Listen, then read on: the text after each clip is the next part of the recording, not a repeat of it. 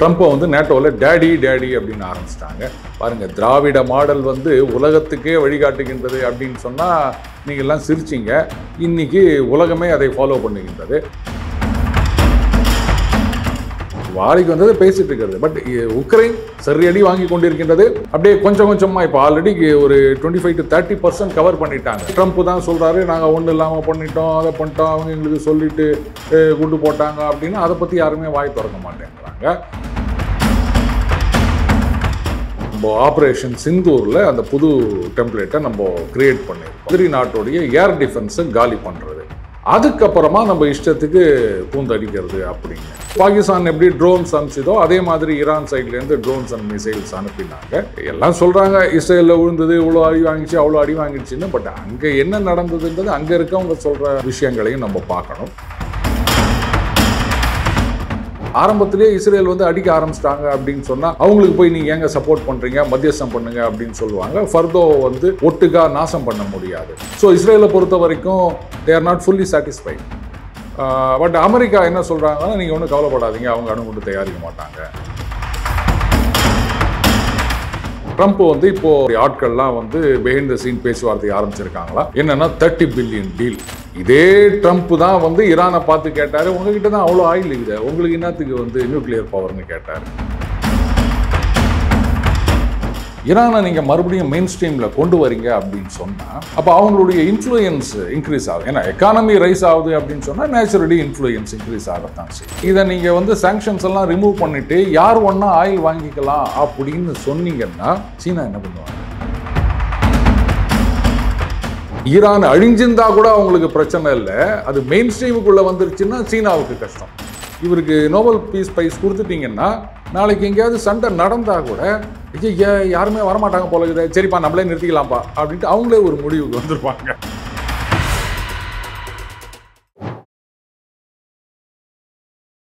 இளைய பாரத நேயர்களுக்கு வணக்கம். இன்றைக்கி நம்ம நேர்காணலில் நம்ம சிறப்பு விருந்தினர் ரஷ்யன் ஏஜென்ட் மற்றும் டெய்லி பஞ்ச் சேனலுடைய நிறுவனரான அருண்குமார் சார் அவர்கள் தான்.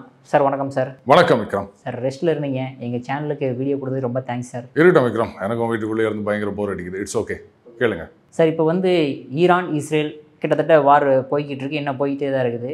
இதில் யார் ஜெயிச்சாங்க, யார் தோத்தாங்க? இல்லை, இது போய்கிட்டே இருக்குன்னுலாம் சொல்ல முடியாது, முடிஞ்சிடுச்சு அப்படின்னு சொல்லியிருக்காங்க. ஆனால் இஸ்ரேலை பொறுத்த வரைக்கும் இது நம்மள மாதிரியே தான் ஆப்ரேஷன் சிந்தூர் மாதிரி ஒரு டெம்பரரி பாஸ் அப்படின்ற மாதிரிலாம் சமிகைகள் வந்து கொண்டு இருக்கின்றன. இதில் வெற்றி தோல்வி அப்படின்னு பார்த்தா ஸ்ட்ராட்டஜிக்கான வெற்றி அப்படின்னா நான் இஸ்ரேல் தரப்பை தான் சொல்லுவேன். ஈரான் தரப்பில் வந்து வெற்றி விழாலாம் கொண்டாடுறாங்க. இது வந்து பாகிஸ்தானில் அந்த அசிம் முன்னீருக்கு ஃபீல்டு மார்ஷல் கொடுத்தாங்க இல்லையா, அந்த மாதிரி தான் நான் பார்க்குறேன். அதில் வேறு அவங்க சொல்லியிருக்காங்க, பாருங்கள் அமெரிக்கன் பேஸஸை வந்து இது வரைக்கும் யாருமே வந்து அடித்தது கிடையாது, நாங்கள் மட்டும்தான் அடிச்சிருக்கோம், பாடம் கற்றுக் கொடுத்துருக்கோம் அப்படின்னு சொல்லியிருக்காங்க. எப்படி முன்னாடியே நோட்டீஸ் கொடுத்துட்டு இது மாதிரிங்க நாங்கள் அனுப்ப போகிறோம், நீங்கள் எல்லாம் காலி பண்ணிடுங்க. இது அசிங்கமாக பங்கப்படுத்தியிருக்காரு ட்ரம்ப்பு. அவங்க ரொம்ப நல்லவங்க, முன்னாடியே கூப்பிட்டு சொல்லிட்டாங்க நாங்கள் இந்த மாதிரி அடிக்க போகிறோம்னு சொல்லிட்டு, நாங்கள் எல்லாத்தையும் காலி பண்ணிட்டோம், வாங்க வாங்க அடிங்கன்னு சொன்னோம் அப்படின்னு இருக்காரு. அதுக்கப்புறம் ஈரான் தரப்பில் என்ன பண்ணுறாங்க, இவங்க வந்து அந்த ஃபர்தோவில் பங்கர் பஸ்டர் பாம் போட்டாங்க இல்லையா, அது ஒன்றும் பண்ணவே இல்லை, சும்மா தான் அப்படின்றாங்க. இதுக்கு அவங்க கோட் பண்ணுறது என்னென்னா, இந்த மாதிரி அமெரிக்காவில் சிஎன்எனில் இது மாதிரி சொல்லியிருக்காங்க அப்படின்னு. ஆனால் அதே ஈரான் தரப்புலேருந்தே வந்து ஃபர்தோவில் நாசம் பண்ணிட்டாங்க, அப்ளிட்ரேட்டட் நியூக்ளியர் ஃபெசிலிட்டிலாம், அந்த சென்ட்ரிஃபியூஜெலாம் ஒன்றும் இல்லாமல் போயிடுச்சு, set them back by a few years அப்படின்ற மாதிரி ஈரான் தரப்புலேருந்தே சொல்லிட்டு இருக்காங்க. இதில் காமெடி என்னென்னா, எந்த நாடுமே அவங்க நாட்டு செய்திகளை நம்பாமல் அடுத்தவன் சொல்கிறத நம்பிட்டு இது மாதிரி கோட் பண்ணுறது எனக்கு என்னவோ ராகுல் காந்தி, காங்கிரஸ், பாகிஸ்தான் இந்த 3 தான் ஞாபகம் வருது. அவங்களும் அப்படி தான், வெளிநாட்டு செய்தியில் ஏதாவது சொன்னாங்கன்னா அதை பிடிச்சின்னு பார்த்தீங்களா இங்கே சொல்லிட்டாங்க அப்படின்னு. இங்கே வந்து நிறைய பேர் பாருங்கள், அந்த ஈரானில் ஒன்றுமே இல்லை, வெறும் ஏதோ கிணறு தோன்றதுக்கு ஓட்டை போட்டிருக்காங்க அப்படின்னு சொல்லிட்டு இருக்காங்க. ஆனால் ட்ரம்ப் வந்து நான் தான் இந்தியா பாகிஸ்தான் சீஸ்ஃபயர் கொண்டு வந்தேன்னு சொன்னால் பார்த்தீங்களா, ட்ரம்ப் 14 தடவை சொல்லிட்டார், 15வது தடவை சொல்லிட்டார் அப்படின்னு கணக்கு பண்ணின்னுக்கிறானுங்க, இந்த பரோட்டா சூரி செவுத்தில் கோடு போடுற மாதிரி. ஆனால் அதே ட்ரம்ப் தான் சொல்கிறாரு, நாங்கள் ஒன்றும் இல்லாமல் பண்ணிட்டோம், அதை பண்ணிட்டோம், அவங்க எங்களுக்கு சொல்லிட்டு குண்டு போட்டாங்க அப்படின்னு. அதை பற்றி யாருமே வாய் திறக்க மாட்டேங்கிறாங்க. இதுதான் இந்த செலக்டிவ் பொங்கல் தான் வந்து கேவலமாக இருக்குது. அண்டு இதில் ஒரு விஷயம் கவனிக்கணும் விக்ரம், டெம்ப்ளேட் வார்ஸ். இப்போது ஐபிஎல்லில் பார்த்தீங்கன்னா முன்னாடியெல்லாம் வந்து 10 ஓவர் வரைக்கும் விக்கெட்டை நீங்கள் ரீட்டைன் பண்ணிக்கணும், அடுத்த 10 ஓவரில் அடிக்கணும் அப்படின்னு இருந்தது. அதுக்கப்புறம் பார்த்தீங்கன்னா ஃபஸ்ட்டு 10 ஓவரில் அடித்து ஆடிடணும், மீதி 10 ஓவர் பார்த்துக்கலாம் அப்படின்னு இருந்ததுங்க. லாஸ்ட் ஐபிஎல்ல என்னன்னா அந்த ஃபர்ஸ்ட் 6 ஓவர்ஸ் பவர் பிளே இருக்கு இல்லையா, அந்த பவர் பிளேல மேக்ஸிமம் விக்கெட் போகிறத பற்றி கவலைப்படாத, அப்போ மேக்ஸிமம் ரன்ஸ் நீ எடுத்துடணும், அதுக்கப்புறம் பார்த்துக்கலாம். ஸோ ஒவ்வொரு சீசனுக்கும் பார்த்தீங்கன்னா அந்த ஸ்ட்ராட்டஜி அப்படின்ட்டு மாறிட்டே வருது. இப்போ வந்து அந்த வார் ஸ்ட்ராட்டஜி அப்படின்றது என்டையர்லி மாறிவிட்டது. இப்போ நம்ம ஆப்ரேஷன் சிந்தூரில் அந்த புது டெம்ப்ளேட்டை நம்ம கிரியேட் பண்ணியிருக்கோம். அதாவது இனிஷியலாக ஒரு சர்ப்ரைஸ் அட்டாக், அதுக்கப்புறமா எதிரி நாட்டுடைய ஏர் டிஃபென்ஸை காலி பண்ணுறது, அதுக்கப்புறமா நம்ம இஷ்டத்துக்கு பூந்தடிக்கிறது அப்படின்னு. இதில் வந்து எதிர்த்தரப்பு அந்த வீக்கெண்டு சைடு வந்து அந்த ட்ரோன்ஸ் அண்ட் மிசைல்ஸ் பேரேஜ் இதுதான் வந்து அவங்களுடைய ஸ்ட்ராட்டஜியாக இருக்குது. அப்போது இந்த மாதிரி ஒரு வாரில் என்ன மாதிரி அஃபென்சிவ் வெப்பன்ஸ், என்ன மாதிரி டிஃபென்சிவ் கெப்பாசிட்டி வேணும் அப்படின்றதுக்கு வந்து ஒரு டெக்ஸ்ட் புக் எக்ஸாம்பிள் அப்படின்னா நம்ம இந்தியன் சைடு. அதே மாதிரி தான் இஸ்ரேல் ஈரானும் ஆரம்பிச்சுது. முதல்ல வந்து அந்த ஏர் டிஃபென்ஸ் எல்லாம் காலி பண்ணாங்க, அதுக்கப்புறம் அந்த நியூக்ளியர் இன்சுலேஷன்ஸ் ஃபஸ்ட்டு நட்டான்ஸை தான் அவங்க காலி பண்ணாங்க, அதுக்கப்புறமா தான் அவங்க வந்து இஸ்ஃபஹான் போனாங்க, அதை காலி பண்ணாங்க. உள்ளுக்குள்ளே இருந்தே சபட்டேஜ் அந்த ஏர் டிஃபென்ஸ் எல்லாம் காலி பண்ணாங்க. அண்ட் ஆஸ் யூஷுவல் பாகிஸ்தான் எப்படி ட்ரோன்ஸ் அனுப்பிச்சதோ அதே மாதிரி ஈரான் சைட்லேருந்து ட்ரோன்ஸ் அண்ட் மிசைல்ஸ் அனுப்பினாங்க. எல்லாம் சொல்கிறாங்க இஸ்ரேலில் விழுந்தது, இவ்வளோ அடி வாங்கிச்சு அவ்வளோ அடி வாங்கிடுச்சின்னு. பட் அங்கே என்ன நடந்ததுன்றது அங்கே இருக்கவங்க சொல்கிற விஷயங்களையும் நம்ம பார்க்கணும். அண்டு பேட்ரியாட்டை பொறுத்த வரைக்கும் கிட்டத்தட்ட 93% சக்ஸஸ் அப்படின்றாங்க அவங்களுடைய ஏர் டிஃபென்ஸ் சிஸ்டம். அப்போது 7% மிஸ் ஆகிடுச்சு அப்படின்னு சொல்லும்போது, இன்ஃபேக்ட் இந்த 93% அப்படின்றது இஸ்ரேலில் தான் வந்து ரொம்ப எஃபெக்டிவாக இருக்குது. உக்ரைன்லலாம் வந்து ரொம்ப கம்மி, அவங்களது வந்து 60% இருந்தது, இப்போல்லாம் 35%க்கு இறங்கிடுச்சுங்க பேட்ரியாட்டோடைய எஃபெக்டிவ்னஸ். ஸோ அந்த ஒரு விதத்தில் இஸ்ரேலியோடைய ஏர் டிஃபென்ஸை நம்ம பாராட்டணும். பட் அந்த 7% அப்படின்னும் போது டேமேஜ் இருக்க தான் செய்யும். ஆனாலும் இஸ்ரேல் வந்து பெரிய அளவில் மிசைல் அட்டாக் நடத்தலை ஈரானுக்கு எதிராக. அவங்க வந்து ஒரு வெயிட் அண்ட் வாட்ச் கேம் ஆடினாங்க. ஏன்னா அந்த ஃபார்தோவை ஒரேடியாக நாசம் பண்ணணும், ஒரே நேரத்தில் நாசம் பண்ணணும் அப்படின்னா அந்த B2வும் MOPயும் வேணும். ஸோ அதுக்காகத்தான் வந்து தேவர் டேக்கிங் ஹிட்ஸ். ரைட்டு, நாம் அப்படியே கொஞ்சம் அடக்கி வாசிப்போம், அப்போ தான் அமெரிக்கா இறங்கும், ஒரு ஜஸ்டிஃபிகேஷனும் இருக்கும். ஏன்னா ஆரம்பத்திலே இஸ்ரேல் வந்து அடிக்க ஆரம்பிச்சிட்டாங்க அப்படின்னு சொன்னால் அவங்களுக்கு போய் நீங்கள் ஏங்க சப்போர்ட் பண்ணுறீங்க, மத்தியஸ்தம் பண்ணுங்க அப்படின்னு சொல்லுவாங்க. ஃபர்தோவை வந்து ஒட்டுக்கா நாசம் பண்ண முடியாது. அதனால தான் அவங்க பொறுமையாக இருந்தாங்க. அதே மாதிரி B2 களத்தில் இறங்கிடுச்சு அப்படின்னோன்னா மொத்தம் 14 MOP பாம்ஸ் போட்டிருக்காங்க. அதில் 12 வந்து ஃபார்தோலையும் 2 வந்து நட்டான்ஸ்லேயும். அந்த ஃபார்தோவில் கூட 3 இடத்துல தான். ஸோ ஒரு இடத்துல வந்து 4 போட்டாங்க அப்படின்னு வச்சுக்கலாம். அதான் 6+1 B2 அங்கே போயிருக்கு. அவங்க எதிர்பார்த்தது என்னென்னா இதுக்கப்புறமும் கொஞ்சம் ஸ்ட்ரைக் நடந்திருக்கும். ஏன்னா அடுத்த செகண்டரி டார்கெட் நம்ம இன்றைக்கே பேசியிருந்தோம் இல்லையா, ப்ரைமரி டார்கெட் செகண்டரி டார்கெட்னு. ஸோ கமாண்ட் சென்டர்ஸ், அதுக்கப்புறம் அந்த IRGC கண்ட்ரோல் யூனிட்ஸு, அதுக்கப்புறம் அவங்களுடைய ஆர்மி சீஃபு, சயின்டிஸ்ட்டு, இந்த மாதிரி சில இடங்களை எல்லாம் நாசம் பண்ணணுன்றதுக்காக அவங்க பிளான் பண்ணியிருந்தாங்க. பட் ட்ரம்ப் வந்து அதெல்லாம் இல்லை நிறுத்து அப்படின்ட்டு இவங்க குண்டு போட போகிறாங்க. அந்த பிளேனெல்லாம் நீங்கள் திருப்பி நிறுத்துங்க, அதெல்லாம் வந்து வரக்கூடாது அப்படி இப்படின்லாம் பண்ணிட்டாருங்க. ஸோ இஸ்ரேலை பொறுத்த வரைக்கும் they are not fully satisfied. But America என்ன சொல்கிறாங்கன்னா, நீங்கள் ஒன்றும் கவலைப்படாதீங்க, அவங்க அணுகுண்டு தயாரிக்க மாட்டாங்க, அதை பற்றி நீங்கள் கவலைப்படாதீங்க, என்ரிச் யுரேனியம்லாம் நம்ம ஏதாவது பண்ணுவாங்க. என்ன பண்ணுவீங்க, 408 அரௌண்ட் 400 கிலோகிராம் அப்படின்னு சொல்கிறாங்க. அதை வந்து அவங்க சேஃபாக ரிமூவ் பண்ணிட்டாங்க, அதில் எந்த சந்தேகமும் கிடையாது. அதனால தான் ஃபார்தோலேருந்து எந்த விதமான நியூக்ளியர் ரேடியேஷன் லீக்கும் இல்லை, அதை நான் ஒத்துக்கிறேன். பட் அதை வந்து அந்த சென்ட்ரிஃபியூஜ் அந்த இன்ஸ்டலேஷன்ஸ் இல்லாமல் அவங்களால குண்டு தயாரிக்க முடியாது, ஃபர்தராக என்ரிச் பண்ண முடியாது. அதுக்காகத்தான் அவங்க வந்து ஒரு டிலேயிங் டாக்டிக்ஸ் ஃபாலோ பண்ணுவாங்க. நெத்தன்யாஹூ அதான் சொல்கிறாரு, நீங்கள் அவங்க பேச்சுவார்த்தை நடத்துகிறாங்கன்னு நம்பிட்டு இருந்தீங்கன்னா மறுபடியும் அவன் உள்ளுக்குள்ளே இது மாதிரி பண்ணுவான் அப்படின்னா. ட்ரம்ப் வந்து இப்போது அவருடைய அந்த என்ன சொல்கிறது, அவருடைய ஆட்கள்லாம் வந்து பிஹைண்ட் த சீன் பேச்சுவார்த்தை ஆரம்பிச்சிருக்காங்களா.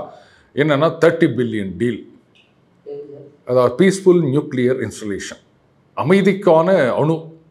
அது எப்படின்னா நியூக்ளியர் பவர் சென்டர்ஸ்லாம் நாங்கள் பண்ணிடுறோம், எங்ககிட்டேருந்து நீங்கள் ரியாக்டர்ஸ் வாங்கிக்கோங்க. இதே ட்ரம்ப் தான் வந்து ஈரானை பார்த்து கேட்டார், உங்ககிட்ட தான் அவ்வளோ ஆயில் இருக்குது, உங்களுக்கு என்னத்துக்கு வந்து நியூக்ளியர் பவர்னு கேட்டார். இப்போது பிஸ்னஸில் அதனால் நீங்கள் வந்து பீஸ்ஃபுல் நியூக்ளியர் எங்கள் ரியாக்டர்ஸ் வாங்கிக்கோங்க, பிஸ்னஸ் பண்ணலாம், நாங்கள் சாங்ஷன்ஸ் எல்லாம் ரிமூவ் பண்ணுறோம் அப்படின்னு இருக்கார் போல் இருக்குது. பட் இதில் ஏகப்பட்ட சிக்கல் இருக்குது. இதில் ட்ரம்ப் என்ன சொல்லியிருக்காரு, சீனா நீங்கள் வந்து ஈரான் கிட்டேருந்து ஆயில் வாங்கிக்கலாம், நாங்கள் தடையை நீக்கிட்டோம் அப்படின்னுக்கிறாரு. அப்படியே ஜின்பிங் வந்து அப்படியே பார்க்குறாரு. இப்போது நான் அவங்கக்கிட்ட வந்து விக்ரம் நீங்கள் வந்து இனிமேல் என்ன கேள்விகள் கேட்கலாம், பேட்டி எடுக்கலாம் அப்படின்னு சொன்னால் நீ எப்படி முழிப்ப? விளக்கண்ண இது தானடா இவ்வளோ நாளாக நான் பண்ணின்னுக்கிறேன் அப்படின்னு கேட்பியா இல்லையா?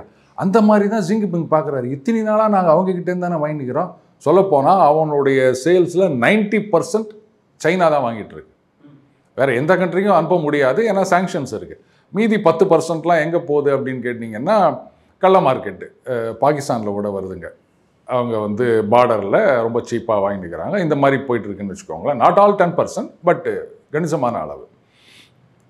நீ என்ன புதுசாக வந்து வாங்கிக்கன்னு சொல்கிறேன்னு கூடவே என்ன சொல்லியிருக்காரு ட்ரம்ப்பு, அப்படியே நீங்கள் எங்ககிட்டையும் ஆயில் வாங்கணும். அது இப்போ இந்த வடிவேலு மீம்ஸ்னு போட்டுட்ருக்கோம் இல்லையா, இனிமேல் வந்து ட்ரம்ப் மீம்ஸ்னு வரும். இப்போ அந்த வடிவேலு மீம்ஸ் நம்ம என்ன பண்ணுறோம், அவர் டயலாகு, அந்த பாடி லாங்குவேஜ், அதை அப்படியே நம்ம எடுத்து போடுறோம். நம்ம எதுவும் மாற்றுறது கிடையாது இல்லையா, ஒவ்வொரு சுச்சுவேஷனுக்கு ஒன்று போடுவோம். அந்த மாதிரி ட்ரம்ப்புடைய பேச்செல்லாம் எடுத்து நம்ம ட்ரம்ப் மீம்ஸ்னு போடலான்னு நினைக்கிறேன் இனிமேல் வருங்காலத்தில்.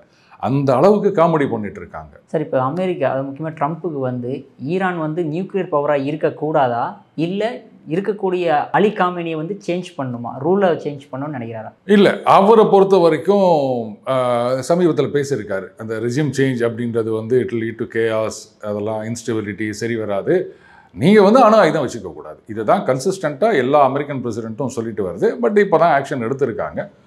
அவங்க தயாரிக்க மாட்டாங்க, அதை நாங்கள் பார்த்துப்போம் அப்படின்னு இருக்காங்க. பட் இஸ்ரேல் வந்து அதை நம்புறதா இல்லை. நீங்கள் இப்படி தான் சொல்லுவீங்க, அவங்க மறுபடியும் இப்படி தான் பண்ணுவாங்க, அந்த மாதிரி ஏதாவது பண்ணால் அடுத்த தடவை நாங்களே இறங்குவோம் அப்படின்ற மாதிரி அவங்க ஆரம்பிச்சிருக்காங்க. ஸோ அவர் வந்து பிஸ்னஸ் டீல் போட்டுக்கலான்னு, இதுதான் நான் சொன்னது, இதில் ஏகப்பட்ட சிக்கல் இருக்குது அப்படின்னு. ஈரானை நீங்கள் மறுபடியும் மெயின் ஸ்ட்ரீமில் கொண்டு வரீங்க அப்படின்னு சொன்னால் அப்போ அவங்களுடைய இன்ஃப்ளூயன்ஸ் இன்க்ரீஸ் ஆகும். ஏன்னா எக்கானமி ரைஸ் ஆகுது அப்படின்னு சொன்னால் நேச்சுரலி இன்ஃப்ளூயன்ஸ் இன்க்ரீஸ் ஆகத்தான் செய்யும். இதை வந்து சவுதி, கட்டார், யுஏஇ இவங்கெல்லாம் எப்படி ஏற்றுப்பாங்க? ரெண்டு பேரும் ரைவல்ஸ். அவங்கள சாங்ஷன்ஸ் போட்டு ஒடுக்கி வச்சுருக்கீங்க அப்படின்னு சொன்னால் அதில் சந்தோஷப்பட்டுட்டு இருக்காங்க. மறுபடியும் வந்து அவன் ஒரு குளோபல் பிளேயராக வராங்க அப்படின்னா அடுத்தது அந்த ஆயில் விலை குறையும். ஏன்னா அவங்களுடைய வந்து லெஜிட்டிமேட்டாக மார்க்கெட்டுக்குள்ளே வருது இல்லையா. இவ்வளோ நாளாக சைனா மட்டுமே வாங்கிட்டு இருந்தது. அப்போது சர்ப்ளஸ் ஆயில்ன்ற மாதிரி ஆகிடும். அப்போது விலை குறையும் போது அவங்களுக்கு கஷ்டம். அப்போ வந்து ப்ரொடக்ஷனை கம்மி பண்ணணும். ப்ரொடக்ஷனை கம்மி பண்ணிங்கன்னா ரேட்டு இன்க்ரீஸ் ஆகலாம், ஆர் ஸ்டெபிலைஸ் ஆகலாம். பட் அவங்களுக்கான வருமானம் வராது சவுதிக்கு.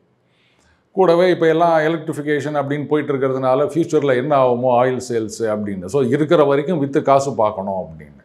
அடுத்தது இதை நீங்கள் வந்து சாங்ஷன்ஸ் எல்லாம் ரிமூவ் பண்ணிவிட்டு யார் ஒன்றா ஆயில் வாங்கிக்கலாம் அப்படின்னு சொன்னீங்கன்னா சீனா என்ன பண்ணுவாங்க? இவ்வளோ நாளாக அவங்களுடைய 90% ப்ரொடக்ஷனை வந்து சீப்பான ரேட்டில் வாங்கிட்டு இருக்காங்க. இப்போ நீங்கள் அது ரெஸ்ட்ரிக்ஷன்ஸ்லாம் மூவ் பண்ணிட்டீங்கன்னா இருங்க என்ன சீப்பாலாம் கேட்குறீங்க, நமக்கு வந்து வாங்குறதுக்கு நிறைய கஸ்டமர் இருக்காங்க, உங்களுக்கு இந்த ரேட்லாம் கொடுக்க முடியாது, மார்க்கெட் ரேட் அப்படின்னா சீனா அடி வாங்குவாங்க. அப்போது ஈரான் அழிஞ்சிருந்தா கூட அவங்களுக்கு பிரச்சனை இல்லை, அது மெயின் ஸ்ட்ரீமுக்குள்ளே வந்துருச்சுன்னா சீனாவுக்கு கஷ்டம். இதுதான் நான் சொல்கிறது, ஜியோ பாலிட்டிக்ஸ் அப்படின்றது 3D செஸ் மாதிரி. இங்கே ஒரு பானை நீங்கள் மூவ் பண்ணிங்கன்னா அது எத்தனையோ இடத்த அஃபெக்ட் பண்ணும். அதெல்லாம் புரியாமல் அதை இது வந்துச்சு அது வந்துச்சு அப்படின்னு சொல்லிட்டு இருந்தால் அது சரிப்பட்டு வராது Vikram. Okay sir. Sir, Trump வந்து அன்பிரடிக்டபிள்னு ஒரு கொஸ்டின் கேட்டிருந்தாரு, சூப்பராக எக்ஸ்பிளைன் பண்ணீங்க. லாஸ்ட் வீக் முந்தின வீக் தான் வந்து எனக்கு வந்து நோபல் ப்ரைஸ் எல்லாம் அதுக்கு நான் ஒர்த்தே கிடையாது அப்படின்ற மாதிரி சொல்லியிருந்தாரு. இப்போ திடீர்னு லாஸ்ட் வீக் பார்த்தோம் அப்படின்னா அந்த மாதிரி நோபல் ப்ரைஸுக்கு வந்து பரிந்துரை செய்யப்பட்டுள்ளார் ட்ரம்ப் அப்படின்ற மாதிரி நியூஸ் வருது சார். இல்லை, நான் பார்த்த வீடியோ என்னென்னா எனக்கு ஏற்கனவே 5-6 தடவை கொடுத்துருக்கணும், நீங்கள் கொடுக்கவே இல்லை. இல்லை, இதுக்கு முன்னாடியும் 18லேயும் ஒரு தடவை ரெக்கமெண்ட் பண்ணியிருந்த மாதிரி நான் பார்த்தேன். நானே ரெக்கமெண்ட் பண்ணியிருக்கேன். நீங்கள்? ஆமாம். ரஷ்யன் ஏஜென்ட்டாக இருந்துட்டு எப்படி சார் நீங்கள் அங்கே அவரை போய் ரெக்கமெண்ட் பண்ண? காசா பணமா அது பண்ணிட வேண்டியது தான். நாளைக்கே வந்ததுன்னா பார்த்தீங்களா நான் கூட ரெக்கமெண்ட் பண்ணிடுங்க அப்படின்னு சொல்லிக்கலாம்ல. ஏங்க இங்கே பல பேர் வந்து ஒரு லெட்டர் எழுதி போட்டு இதை பார்த்தீங்களா நான் தான் சாதித்தேன் அப்படின்னு சொல்லும்போது நாம் இதெல்லாம் செய்யக்கூடாதான்னா எதுக்காகன்னா அவருக்கு அமைதிக்கான நோபல் கொடுத்தாச்சின்னு சொன்னால் அதுக்கப்புறம் அவர் எங்கேயும் போய் சண்டையை மூட்டி விட மாட்டார். அப்படியே சண்டை நடந்ததுன்னு வச்சுக்கோங்களேன், கிட்டே போக மாட்டார். எனக்கு தான் ப்ரைஸ் வந்துச்சு, இனிமேல் எனக்கு என்ன வந்தது அப்படின்னு உக்காந்துட்டு இருப்பார். சண்டை போடுறவங்களும் யோசிப்பாங்க. அதாவது பொதுவாகவே வீட்டில் வந்து பசங்க சண்டை போடுதுங்க, அண்ணன் தம்பி அக்கா தங்க இல்லை அண்ணா அக்கா ஏதோ ஒன்று சண்டை போடுதுங்க அப்படின்னு சொன்னால் சரி அப்பா அம்மா யாராவது ஒருத்தர் வந்து நிறுத்துவாங்க அப்படின்னு தெரியும் அவங்களுக்கு. அதனால தான் பெரிய அளவில் போகாது, இவங்க பாட்டு சண்டை போட்டுட்டு இருப்பாங்க. அப்பா அம்மா கவனிக்காமல் சரி இதுங்க போட்டுக்கிட்டோம் அப்படின்னு போயிட்டாங்கன்னா அவங்களே ஒரு முடிவுக்கு வந்துடுவாங்க.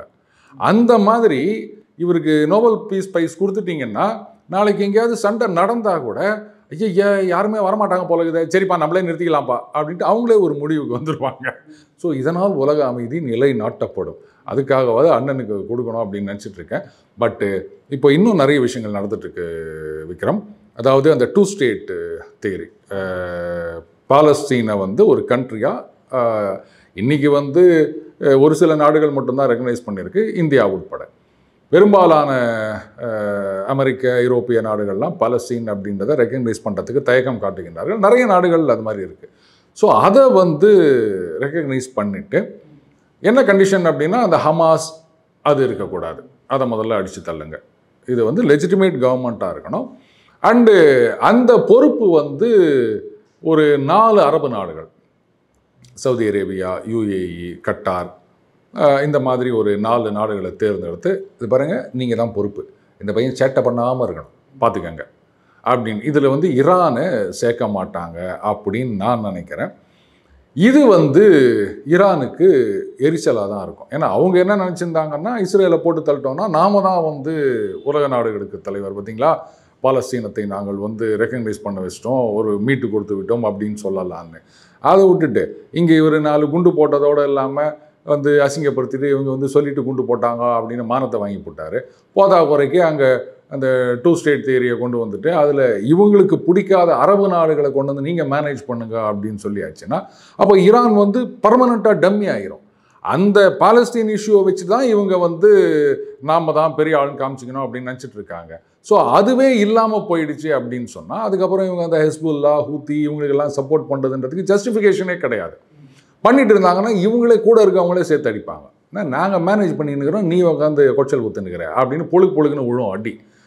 இதோ இந்த சொல்யூஷன் அப்படின்றது வந்து ஈரானாலையும் ஏற்றுக்கொள்ள முடியாது, நல்லது நடந்தால் கூட ஏற்றுக்க முடியாது அப்படின்னு இருக்கோம். அதனால தான் ஆரம்பத்திலேயே சொன்னேன் ராகுல் காந்தி, பாகிஸ்தான், காங்கிரஸ் அப்படின்னு. ஸோ அந்த மாதிரி தான் இது போயிட்டுருக்கு விக்ரம்.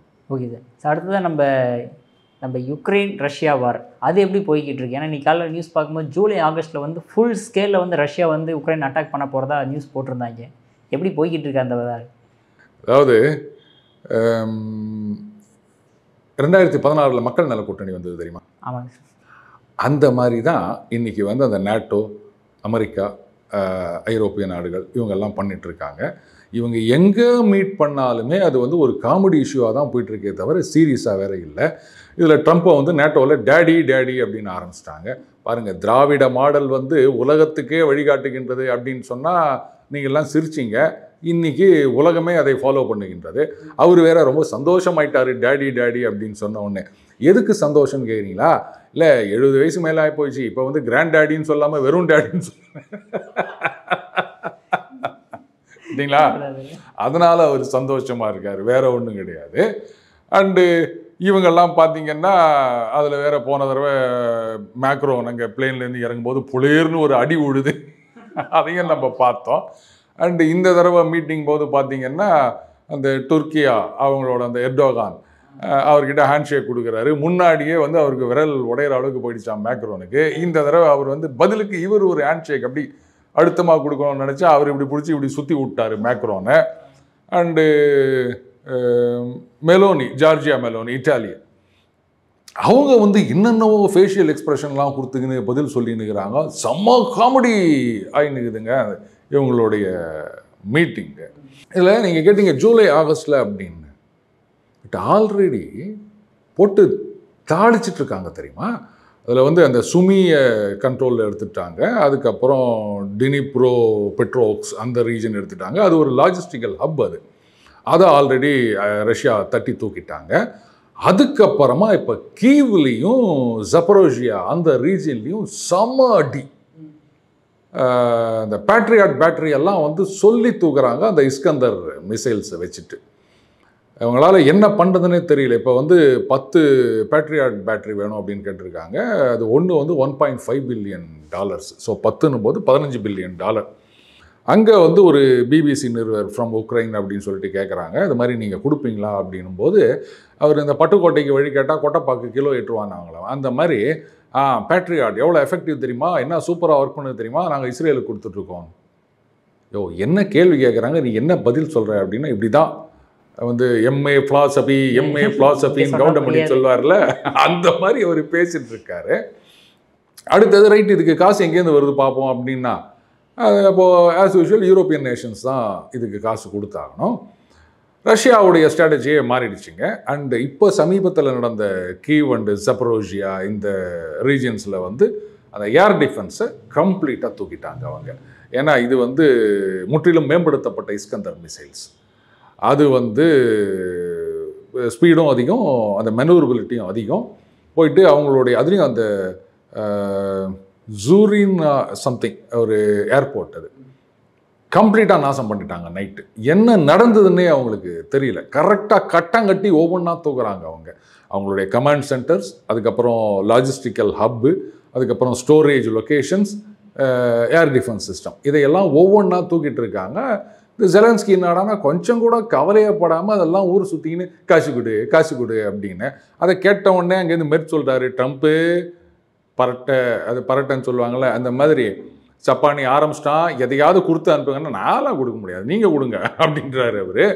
அண்டு ஸ்டாமர் என்ன சொல்லிக்கிறாரு, நாங்கள் வந்து உங்களுக்கு 1,00,000 ட்ரோன் தரோம், அத்தனை ட்ரோன் தரோம், உங்களை ப்ரொடக்ஷன் பண்ண வைக்கிறோம் அப்படின்னா. அங்கே தான் எல்லாத்தையும் முக்கியமாக அந்த இண்டஸ்ட்ரியல் ஹப்லேருந்து எல்லாத்தையும் நொறுக்கிட்டு இருக்காங்க. ரஷ்யா வந்து கவலைப்படுறதா இல்லை. அவங்க இவ்வளோ நாளாக ஏன் அவங்க வந்து பொறுத்துட்டு இருந்தாங்க அப்படின்னு சொன்னால், என்ன இருந்தாலும் பாருங்கள், எங்களுடைய எய்ம் வந்து நீங்கள் ஒரு அரேஞ்ச்மெண்ட்டுக்கு வருவீங்க, நாட்டோவில் கிடையாது அப்படின்னு ஒத்துப்பீங்க. ஸோ தட் நாங்கள் கம்முன்னு விட்டுட்டு போயிடுறோம். பிடிச்ச இடத்தோட ஈஸ்டர்னில் அவங்களுடைய அந்த எத்தனிக் ரஷ்யன்ஸ் இருக்க இடம், அதோட நாங்கள் ஒதுங்கிடுறோம். எதுக்கு தேவையில்லாமல் எல்லாத்தையும் நாசம் பண்ணிக்கணும் அப்படின்னு பார்த்துட்டு இருந்தாங்க. பட் எப்போ நீ வந்து உள்ளுக்குள்ளே வந்து சும்மா வேணா 4 குண்டை போட்டு விடா பற்றியானா அஷ்டேன் அப்படின்னு குதிச்சுட்டு இருக்கியா, அப்போ நான் இனிமேல் உன்னை விட்றதில்ல, உனக்காச்சும் எனக்காச்சும் பார்த்துக்கோ அப்படின்ட்டாரு. இப்போ அந்த சாட்டான் 2 அதை வேற வந்து இது பண்ணியிருக்காங்க. பட் இது வரைக்கும் டெஸ்ட்டில் வந்து 4 டெஸ்ட்டில் 1 தான் வந்து சக்ஸஸ்ஃபுல்லாக இருந்திருக்கு. இதில் வந்து சக்ஸஸ்ஃபுல்லாக இருந்தால் என்ன, இல்லாட்டா என்னங்க, அது வந்து ஒரு 10லேருந்து 16 MIRV இருக்குது, multiple independently targetable reentry vehicle அப்படின்னு சொல்லிட்டு. அந்த 10-12 குண்டில் ஒரு 4 குண்டு இடத்துல விழுந்தா கூட போதும், மீதி குண்டு கொஞ்சம் தள்ளி விழுந்ததுன்னா என்ன ஆகிட போகுது, அணுகுண்டு அது இங்கே விழுந்தானே இல்லை வந்து 100 கிலோமீட்டரில் விழுந்தானே, நாசம் தானே, அதை உங்களாலலாம் டிடெக்ட் பண்ண முடியாது. அவ்வளோ பெரிய இது அது. அதுக்கப்புறம் அந்த சப்மரின் லான்ச் வெர்ஷன் வேறு கொண்டு வர போகிறாங்க.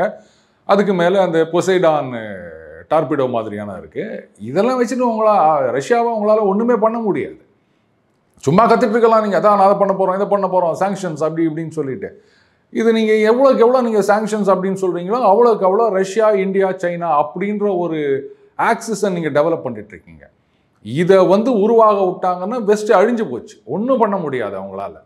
ஏன்னா ரஷ்யா கிட்ட வந்து டெக்னாலஜி இருக்குது, இந்தியா கிட்டேயும் டெக்னாலஜி இருக்குது, அண்டு நம்மக்கிட்ட மார்க்கெட் இருக்குது, ரிசோர்ஸஸ் இருக்குது, ரஷ்யா கிட்டேயும் ரிசோர்ஸஸ் இருக்குது, சீனா கிட்டேயும் டெக்னாலஜி இருக்குது, ப்ரொடக்ஷன் பேஸ் இருக்குது. அப்போ நாம் வந்து இதை பார்ப்பா, நம்மளாம் கான்ஸ்பிரேட்டராக வேணாம், காம்படிட்டராக இருந்துப்போம். உலகமே நம்புது, அந்த பக்கம் வந்து இந்த பக்கம் எந்து நடுவில் இருக்கிறது ரஷ்யாவுக்கு, நம்ம டீல் போட்டுப்போம், இவங்களை வந்து கட்டம் கட்டிடுவோம் அப்படின்னா முடிஞ்சு போச்சு. இவங்களாலாம் அதை எதிர்த்து நிற்க முடியாது. இந்த சாங்ஷன் அப்படின்னு ஓலறிட்டு இருக்காங்க. இப்போ ஒரு ரிப்பப்ளிகன் எம்பி வேறு சொல்லியிருக்காரு, ரஷ்யா கிட்டேருந்து ஆயில் வாங்கினா நாங்கள் 500% டாரிஃப் போடுவோம், இதுதான் உண்மையான பங்கர் பஸ்டர் இந்தியாவுக்கு எதிராக அப்படின்னாரு. சரி, நீங்கள் டாரிஃப் போட்டிங்கன்னா இப்போ நம்ம இந்தியா வாங்கலை அப்படின்னு வச்சுப்போமே, ரஷ்யாவுக்கு ஒன்றும் பிரச்சனை கிடையாது. ஏன்னா இப்போது ஈரான்லேருந்து ஆயில் வரல அப்படின்றதுனால அது சீனா எடுத்துக்க போகிறாங்க. யூரோப்பியன் நேஷன்ஸ் என்ன பண்ணுவாங்க, அவங்களுக்கு ஆயில் எங்கேருந்து வரும்? ஓவர் நைட்டு ஈரான்லேருந்து நீங்கள் வாங்க ஆரம்பிச்சிருவீங்களா? சரி ரைட்டு, ஈரான்லேருந்து நீங்கள் வாங்குறீங்க அப்படின்னு கூட வச்சுப்போம், மார்க்கெட் ரேட்டுக்கு வாங்கிட்டு இருக்கீங்க, ரைட், எங்கள் பிரச்சனை தீர்ந்துதுங்க. கேஸு அது ஒன்று அதிகமாக தானே விற்று நிற்குது. அடுத்தது ரஷ்யா என்ன பண்ணுவாங்க, அந்த நியூக்ளியர் ஃபியூயல் அமெரிக்காவுக்கு எக்ஸ்போர்ட் பண்ணுறது. சாரி ட்ரம்ப், இது எங்களுக்கே ரொம்ப அவசியமாக இருக்குது, முடியாது அப்படின்னு சொன்னால் படுத்தே விடுவான் ஐயா ட்ரம்ப்பு, அந்த மாதிரி ஆயிரும். ஏன்னா நியூக்ளியர் பவர் நின்று போச்சுன்னு சொன்னால் அமெரிக்கா ஆட்டம் கண்டும். இப்போ அந்த ஏஐலாம் வந்துட்டு என்ன பண்ணிக்கிறாங்க, இன்னும் நிறைய நியூக்ளியர் பிளான்ட்ஸ் ஓப்பன் பண்ணணும் அப்படின்னு சொல்லியிருக்காரு ட்ரம்ப். ஃபியூலுக்கு எங்கே போவீங்க? அவங்ககிட்ட தானே போய் நிற்கணும். அது சும்மா ரெட்டாரிக் இது, வாழைக்கு வந்தது பேசிட்டு இருக்கிறது. பட் உக்ரைன் சரியடி வாங்கி கொண்டிருக்கின்றது. அப்படியே கொஞ்சம் கொஞ்சமாக இப்போ ஆல்ரெடி ஒரு 25 to 30% கவர் பண்ணிட்டாங்க. ஒரே கொஸ்டின், அது இப்படியே அவங்க ஆக்குபை பண்ணிட்டே போனாங்கன்னா எத்தனை வருஷத்தில் வந்து உக்ரைன் ஃபுல்லாகவே ஆக்குபை பண்ணிடுவாங்க ரஷ்யா? அது ஜியோமெட்ரிக்கல் ப்ரோக்ரஷனில் தான் போகும் அப்படின்னு சொல்லுவோம். இவ்வளோ நாள் அவங்க ஸ்லோவாக பண்ணிட்டு இருந்தாங்க. ஏன்னா உக்ரைனை அழிப்பது எங்கள் நோக்கம் இல்லை அப்படின்னு. இப்போ நீங்கள் ஆடுங்க, இவரே ஒரு யூஃபோரியாவில் இருக்கார் இவர் அப்படின்னு, இந்த கல் குடிச்ச குரங்குன்னு வாங்கலை அந்த மாதிரி பார்த்தீங்களா, அங்கே நிறுத்திட்டேன் அப்படின்னு. இதில் ஒரு ரிப்போர்ட்டர் கேட்குறாங்க, நாங்கள் வந்தால் ஒரே நாளில் வந்து உக்ரைன் ரஷ்யா வர நிறுத்திடுவேன்னு சொன்னீங்கன்னா, அதெல்லாம் என்னன்னு உங்களுக்கு தான் ஐடியா இருக்குதா அப்படின்னாரு. எனக்கு கூட இப்படி தான் ஞாபகம் வருது, இங்கே வந்தால் ஒரே நாளில் இதை கைத்து போட்டு பாருங்க, திராவிட மாடல்லாம் உலகெங்கும் எதிர்வலிக்கின்றது. அப்புறம் என்னத்துக்கு வாய ஒன்று ஒரே நாளில் நிறுத்துவோம். சரி, நிறுத்திருக்கலாம் விக்ரம், இது ஒன்றும் பெரிய விஷயம் கிடையாது. பட் அவருக்குள்ளே இருந்த அந்த பிஸ்னஸ் மேன் தலை தூக்கி விட்டார். இதுதான் பிரச்சனையே. அதனால தான் வந்து எல்லாம் இப்படி டிலே ஆகிட்டு இருக்குது. இவராலலாம் அதை நிறுத்த முடியாது. அண்டு ரஷ்யாவை நாங்கள் வந்து கட்டுப்படுத்துவோம் அப்படின்னா everybody is living in a fool's பேரடைஸ்ன்னு தான் நான் சொல்வேன். நான் முட்டா பயிலுவேன். சார், அற்புதமான கருத்துக்களை பகிர்ந்ததற்கு மிக்க நன்றி சார். நன்றி விக்ரம்.